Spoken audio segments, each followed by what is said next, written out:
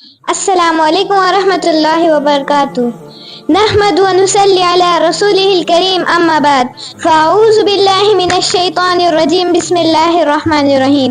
وقال رسول اللہ صلی اللہ علیہ وسلم، طلب العلم فریضۃ علی کل مسلم ومسلمہ، صدق اللہ العظیم۔ سامعین کرام، آج میری تقریر کا موضوع ہے مکتب کی اہمیت اور اس کی فضیلت۔ ہمارے لیے اپنے قرآن کو سیکھنا کیوں ضروری ہے، اپنے دین کو سمجھنا کیوں ضروری ہے، اس اہم موضوع پر میں آج آپ حضرات کے سامنے بیان کروں گی۔ محترم حضرات، کچھ دیر کے لیے حال سے رشتہ توڑ کر بھاگتی دوڑتی گاڑیوں اور ترقی یافتہ دور سے نظر ہٹا کر 15 صدیاں پیچھے جائیں اور تاریخ کے صفحات کھنگالیں اور دیکھیں اس وقت دنیا میں کیا تھا۔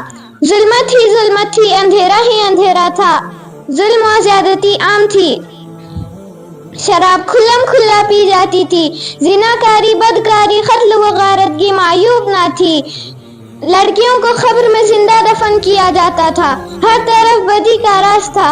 اس ظلم و ستم کے دور میں ہمارے پیارے نبی محمد صلی اللہ علیہ وسلم اس دنیا میں تشریف لائے۔ وہ رب جو تاریک رات کے بعد روشن صبح پیدا کرتا ہے، اسے انسانیت پر رحم آیا تو اس نے محمد عربی صلی اللہ علیہ وسلم کو اس دنیا میں بھیجا اور قرآن کی صورت میں انسانیت کا دستور دیا، ہدایت کا منشور دیا، راہ جنت کا نور دیا۔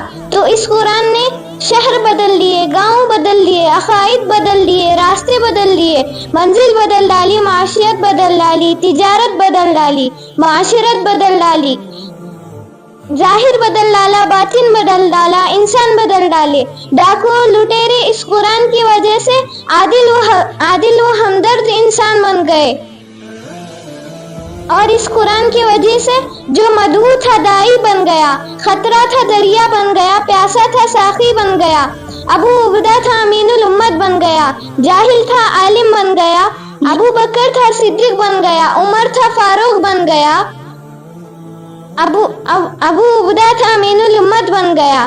یہ سب کیسے ہوا، کیوں ہوا؟ میں عرض کروں تو یہ سب ہمارے پیارے نبی محمد صلی اللہ علیہ وسلم کی محنت اور قرآن کو سیکھنے اور اس پر عمل کرنے سے ہوا۔ اس لیے میں کہتی ہوں کہ ہم سب کو مکتب جانا چاہیے تاکہ جب بڑے ہوں تو ہمارا رہن سہن قرآن و حدیث کے مطابق ہو۔ آخر میں ایک شعر کہہ کر اپنی جگہ لینا چاہتی ہوں۔ کیوں نہ ہو ممتاز اسلام دنیا بھر کے دلوں میں، کیوں نہ ہو ممتاز اسلام دنیا بھر کے دینوں میں، وہاں مذہب کتابوں میں، یہاں قرآن سینوں میں۔ اللہ تعالی ہم سب کو قرآن و حدیث کی تعلیم حاصل کرنے کی توفیق عطا فرمائے۔ وآخر الدعوانا الحمدللہ۔